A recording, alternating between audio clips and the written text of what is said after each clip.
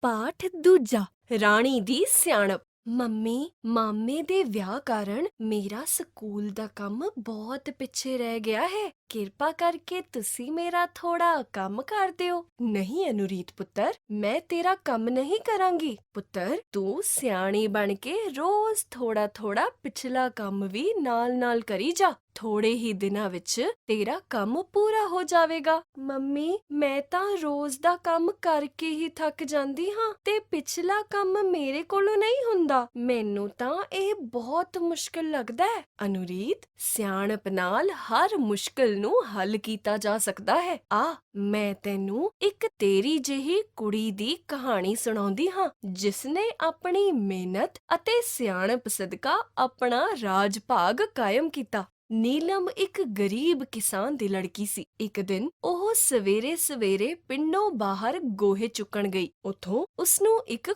ਕੌਡੀ ਲੱਭੀ। ਇਹ ਅੱਜ ਦੀ ਗੱਲ ਨਹੀਂ, ਅੱਜ ਤੋਂ ਕਈ 100 ਵਰ੍ਹੇ ਪਹਿਲਾਂ ਦੀ ਗੱਲ ਹੈ। ਉਦੋਂ ਬਾਜ਼ਾਰਾਂ ਵਿੱਚ ਪੈਸਿਆਂ ਵਾਂਗ ਕੌਡੀਆਂ ਵੀ ਚਲਦੀਆਂ ਹੁੰਦੀਆਂ ਸਨ। ਹਾਂ, ਤੇ ਉਸਨੂੰ ਕੌਡੀ ਕੀ ਲੱਭੀ, ਜਿਵੇਂ ਕੋਈ ਅਲਾਦੀਨ ਦਾ ਚਿਰਾਗ ਮਿਲ ਗਿਆ ਹੋਵੇ। ਉਹ ਬੜੀ ਖੁਸ਼ ਹੋਈ, ਇਤਨੀ ਖੁਸ਼ ਕਿ ਜਿਸ ਵੇਲੇ ਉਹ ਆਪਣੀਆਂ ਸਹੇਲੀਆਂ ਨਾਲ ਪੀਂਘਾਂ ਝੂਟਣ ਗਈ ਤਾਂ ਉਸਨੂੰ ਪੀਂਘ ਦੇ ਗੀਤ ਜਿਵੇਂ ਵਿਸਰ ਗਏ ਹੋਣ। ਉਹ ਕੌਡੀ ਦਾ ਗੀਤ ਗਾਉਣ ਲੱਗ ਪਈ। ਗਈ ਸਾਂ ਮੈਂ ਗੋਹੇ ਚੁੱਗਣ, ਗੋਹੇ ਚੁੱਗਣ, ਗੋਇਆਂ ਵਿੱਚੋਂ ਕੌਡੀ ਲੱਭੀ, ਕੌਡੀ ਲੱਭੀ। ਕੌਡੀ ਦਾ ਮੈਂ ਘਾਹ ਲਿਆਂਦਾ, ਘਾਹ ਲਿਆਂਦਾ, ਘਾਹ ਮੈਂ ਗਊ ਨੂੰ ਪਾਇਆ, ਗਊ ਨੂੰ ਪਾਇਆ। ਗਊ ਨੇ ਮੈਨੂੰ ਦੁੱਧ ਦਿੱਤਾ, ਦੁੱਧ ਦਿੱਤਾ। ਦੁੱਧ ਦੀ ਮੈਂ ਖੀਰ ਬਣਾਈ, ਖੀਰ ਬਣਾਈ। ਖੀਰ ਮੈਂ ਮਾਮੇ ਨੂੰ ਦਿੱਤੀ, ਮਾਮੇ ਨੂੰ ਦਿੱਤੀ। ਮਾਮੇ ਨੇ ਦਿੱਤਾ ਲਾਲ ਚੂੜਾ, ਲਾਲ ਚੂੜਾ। ਅੰਦਰ ਜਾਵਾਂ, ਬਾਹਰ ਜਾਵਾਂ, ਲਾਲ ਚੂੜਾ ਛਣਕਦਾ। ਉਸ ਸਮੇਂ ਇੱਕ ਰਾਜਕੁਮਾਰ ਘੋੜੇ ਤੇ ਬੈਠਾ ਹੋਇਆ ਸੈਰ ਕਰਦਾ ਕਰਦਾ ਉਧਰੋਂ ਲੰਘ ਰਿਹਾ ਸੀ। ਨੀਲਮ ਦੇ ਇਸ ਮਿੱਠੇ ਜਿਹੇ ਗੀਤ ਦੀ ਆਵਾਜ਼ ਉਸ ਦੇ ਕੰਨਾਂ ਤੱਕ ਜਾ ਅਪੜੀ। ਜਦੋਂ ਉਹ ਆਵਾਜ਼ ਦੀ ਸੇਧ ਵਿੱਚ ਚੱਲਦਾ ਉੱਥੇ ਅਪੜਿਆ ਤਾਂ ਉਸ ਵੇਲੇ ਵੀ ਨੀਲਮ ਉਹ ਗੀਤ ਗਾ ਰਹੀ ਸੀ। ਨੀਲਮ ਦਾ ਸੋਪਣ ਵੇਖ ਕੇ ਰਾਜਕੁਮਾਰ ਦੰਗ ਰਹਿ ਗਿਆ। ਉਸ ਦਾ ਇਹ ਗੀਤ ਸੁਣ ਕੇ ਉਹ ਹੋਰ ਵੀ ਹੈਰਾਨ ਹੋਇਆ। ਰਾਜਕੁਮਾਰ ਨੇ ਉਸ ਕੋਲੋਂ ਪੁੱਛਿਆ ਕਿ ਇੱਕ ਕੌਡੀ ਦਾ ਮੁੱਲ ਇੰਨਾ ਹੋ ਸਕਦਾ ਹੈ ਜਿੰਨਾ ਤੂੰ ਆਖ ਰਹੀ ਹੈ। ਠੀਕ ਹੀ ਤਾਂ ਮੈਂ ਆਖ ਰਹੀ ਹਾਂ। ਕੌਡੀ ਕੌਡੀ ਜੋੜ ਕੇ ਹੀ ਤਾਂ ਲੋਕੀ ਲੱਖਪਤੀ ਬਣ ਜਾਂਦੇ ਹਨ। ਪਹਿਲਾਂ ਕੋਈ ਵੀ ਲੱਖਾਂ ਕਰੋੜਾਂ ਦਾ ਮਾਲਕ ਨਹੀਂ ਹੁੰਦਾ। ਇਹ ਤਾਂ ਕੌਡੀ ਹੀ ਹੈ ਜੋ ਉਹਨਾਂ ਨੂੰ ਲੱਖਪਤੀ ਅਤੇ ਕਰੋੜਪਤੀ ਬਣਾ ਦਿੰਦੀ ਹੈ। ਰਾਜਕੁਮਾਰ ਇਹ ਸੁਣ ਕੇ ਉੱਥੋਂ ਚਲਾ ਗਿਆ। ਮਹਿਲ ਵਿੱਚ ਪਹੁੰਚਦੇ ਹੀ ਉਸਨੇ ਉਸ ਕਿਸਾਨ ਨੂੰ ਸੁਨੇਹਾ ਭੇਜਿਆ ਕਿ ਆਪਣੀ ਲੜਕੀ ਦਾ ਵਿਆਹ ਮੇਰੇ ਨਾਲ ਕਰ ਦਿਓ। ਕਿਸਾਨ ਨੇ ਆਪਣੇ ਧਨ ਭਾਗ ਸਮਝੇ। ਜਲਦੀ ਹੀ ਨੀਲਮ ਦਾ ਵਿਆਹ ਰਾਜਕੁਮਾਰ ਨਾਲ ਹੋ ਗਿਆ। ਇੱਕ ਦਿਨ ਰਾਜਕੁਮਾਰ ਕੂਕ ਸੁੱਤੀ ਹੋਈ ਨੀਲਮ ਨੂੰ ਪਾਲਕੀ ਵਿੱਚ ਪਾ ਕੇ ਦੂਰ ਇੱਕ ਘਣੇ ਜੰਗਲ ਵਿੱਚ ਛੱਡ ਆਇਆ। ਇੱਕ ਗੋਲੀ ਨੂੰ ਵੀ ਉਸ ਦੇ ਨਾਲ ਰਹਿਣ ਦਾ ਹੁਕਮ ਦਿੱਤਾ। ਇਹ ਸਾਰਾ ਕੁਝ ਰਾਜਕੁਮਾਰ ਨੇ ਇਸ ਲਈ ਕੀਤਾ ਕਿ ਨੀਲਮ ਨੂੰ ਪਤਾ ਲੱਗ ਜਾਵੇ ਕਿ ਇੱਕ ਕੌਡੀ ਨਾਲ ਕੁਝ ਨਹੀਂ ਬਣ ਸਕਦਾ। ਨੀਲਮ ਦੇ ਤਾਨੇ ਦਾ ਬਦਲਾ ਇੰਜ ਲਿਆ ਰਾਜਕੁਮਾਰ ਨੇ। ਜਦ ਸਵੇਰ ਹੋਈ ਤਾਂ ਨੀਲਮ ਦੀ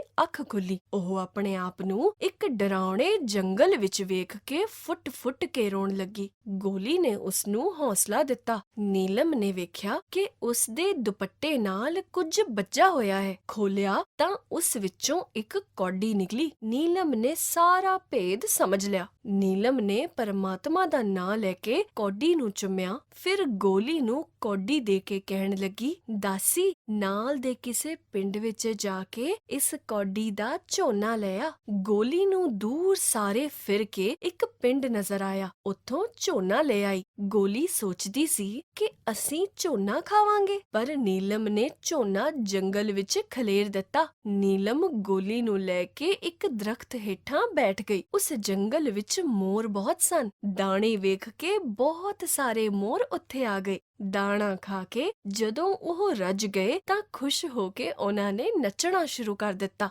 ਫਿਰ ਕੁਝ ਸਮੇਂ ਪਿੱਛੋਂ ਉਹ ਉੱਥੋਂ ਚਲੇ ਗਏ। ਨੀਲਮ ਅਤੇ ਗੋਲੀ ਨੇ ਵੇਖਿਆ ਕਿ ਸਾਰੀ ਧਰਤੀ ਮੋਰਾਂ ਦੇ ਖੰਭਾਂ ਨਾਲ ਭਰੀ ਪਈ ਹੈ। ਉਹਨਾਂ ਦੋਹਾਂ ਨੇ ਖੰਭਾਂ ਨੂੰ ਇਕੱਠਾ ਕਰ ਲਿਆ। ਥੋੜੀ ਜਿਹੀ ਮਿਹਨਤ ਕਰਕੇ ਨੀਲਮ ਨੇ ਮੋਰ ਦੇ ਉਹਨਾਂ ਪੱਖਾਂ ਨੂੰ ਜੋੜ ਕੇ ਇੱਕ ਸੋਹਣਾ ਜਿਹਾ ਪੱਖਾ ਬਣਾ ਲਿਆ। ਨੀਲਮ ਨੇ ਪੱਖਾ ਗੋਲੀ ਨੂੰ ਦਿੱਤਾ ਅਤੇ ਉਸ ਨੂੰ ਕਿਹਾ ਕਿ ਪੱਖੇ ਨੂੰ ਨਾਲ ਦੇ ਕਿਸੇ ਪਿੰਡ ਵਿੱਚ ਜਾ ਕੇ ਵੇਚ ਆਵੇ। ਜਿਤਨੇ ਪੈਸੇ ਮਿਲਣ ਉਹਨਾਂ ਵਿੱਚੋਂ ਕੁਝ ਖਾਣ ਪੀਣ ਦਾ ਸਮਾਨ ਅਤੇ ਬਾਕੀ ਪੈਸਿਆਂ ਦਾ ਝੋਨਾ ਲੈ ਆਵੇ। ਗੋਲੀ ਪੱਖੇ ਨੂੰ ਵੇਚ ਕੇ ਕੁਝ ਖਾਣ ਪੀਣ ਦਾ ਸਮਾਨ ਅਤੇ ਕੁਝ ਝੋਨਾ ਲੈ ਆਈ। ਖਾ ਪੀ ਕੇ ਦੋਵੇਂ ਸੌਂ ਗਏ।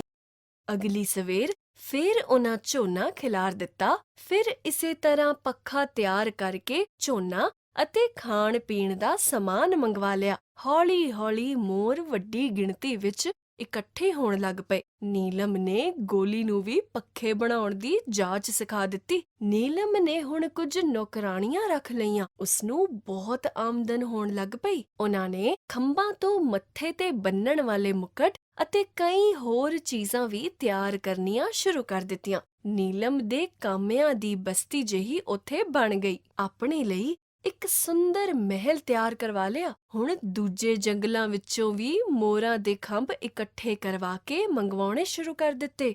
ਗੱਲ ਕੀ, ਨੀਲਮ ਆਪਣੀ ਸਿਆਣਪ ਤੇ ਅਕਲ ਸਦਕਾ ਇੱਕ ਮਹਿਲ ਵਿੱਚ ਰਾਣੀ ਬਣ ਕੇ ਰਹਿ ਰਹੀ ਸੀ। ਦਿਨ ਹਮੇਸ਼ਾ ਇੱਕੋ ਜਿਹੇ ਨਹੀਂ ਰਹਿੰਦੇ। ਤਕਦੀਰ ਨੇ ਪਾਸਾ ਬਦਲਿਆ। ਨੀਲਮ ਇੱਕ ਕੌਡੀ ਦੀ ਮਾਲਕ ਹੁੰਦਿਆਂ ਹੋਇਆਂ ਇੱਕ ਰਾਣੀ ਬਣ ਗਈ। ਪਰ ਰਾਜਕੁਮਾਰ ਦੇ ਦਿਨ ਭੈੜੇ ਆ ਗਏ। ਨਾਲ ਦੇ ਗੁਆਂਢੀ ਰਾਜੇ ਨੇ ਉਸ ਦੇ ਰਾਜ ਤੇ ਹੱਲਾ ਬੋਲ ਦਿੱਤਾ। ਲੜਾਈ ਵਿੱਚ ਉਸ ਦੇ ਸਾਰੇ ਸੰਬੰਧੀ ਮਾਰੇ ਗਏ। ਰਾਜਕੁਮਾਰ ਆਪਣੀ ਜਾਨ ਬਚਾ ਕੇ ਭੱਜ ਗਿਆ। ਘੁੰਮਦਾ-ਘੁੰਮਦਾ ਉਹ ਉਸੇ ਜੰਗਲ ਵਿੱਚ ਆ ਨਿਕਲਿਆ। ਉੱਥੇ ਇੱਕ ਸ਼ਾਨਦਾਰ ਮਹਿਲ ਵੇਖ ਕੇ ਦੰਗ ਰਹਿ ਗਿਆ। ਰਾਜਕੁਮਾਰ ਨੇ ਕਿਸੇ ਕੋਲੋਂ ਪੁੱਛਿਆ ਕਿ ਇਹ ਮਹਿਲ ਕਿਸ ਦਾ ਹੈ। ਉਸਨੇ ਦੱਸਿਆ ਕਿ ਇੱਥੇ ਰਾਣੀ ਰਹਿੰਦੀ ਹੈ। ਉਸਨੇ ਮੋਰਾਂ ਦੇ ਖੰਭਾਂ ਤੋਂ ਪੱਖੇ ਬਣਾਉਣ ਦੇ ਕਾਰਖਾਨੇ ਲਾਏ ਹੋਏ ਹਨ। ਇੱਥੇ ਰਹਿਣ ਵਾਲੇ ਲੋਕੀ ਸਾਰੇ ਉਸ ਦੇ ਹੀ ਨੌਕਰ ਹਨ। ਉਧਰ ਨੀਲਮ ਰਾਜਕੁਮਾਰ ਨੂੰ ਭੁੱਲੀ ਨਹੀਂ ਸੀ। ਉਸਨੇ ਰਾਜਕੁਮਾਰ ਦਾ ਪਤਾ ਕਰਨ ਲਈ ਕਈ ਆਦਮੀ ਇੱਧਰ-ਉੱਧਰ ਭੇਜੇ, ਪਰ ਕੋਈ ਪਤਾ ਨਹੀਂ ਸੀ ਚੱਲਿਆ। ਇੱਕ ਦਿਨ ਰਾਜਕੁਮਾਰ ਮਹਿਲ ਦੇ ਦਰਵਾਜ਼ੇ ਕੋਲ ਆ ਪਹੁੰਚਿਆ ਤੇ ਪਹਿਰੇਦਾਰਾਂ ਕੋਲੋਂ ਅੰਦਰ ਲੰਘਣ ਦੀ ਆਗਿਆ ਮੰਗਣ ਲੱਗਾ। ਕੁਝ ਦੂਰ ਖੜੀ ਨੀਲਮ ਇਹ ਸਭ ਦੇਖ ਰਹੀ ਸੀ। ਉਸਨੇ ਰਾਜਕੁਮਾਰ ਨੂੰ ਤੁਰੰਤ ਪਛਾਣ ਲਿਆ, ਪਰ ਰਾਜਕੁਮਾਰ ਨੀਲਮ ਨੂੰ ਪਛਾਣ ਨਾ ਸਕਿਆ। ਨੀਲਮ ਨੇ ਪਹਿਰੇਦਾਰਾਂ ਨੂੰ ਇਸ਼ਾਰਾ ਕੀਤਾ।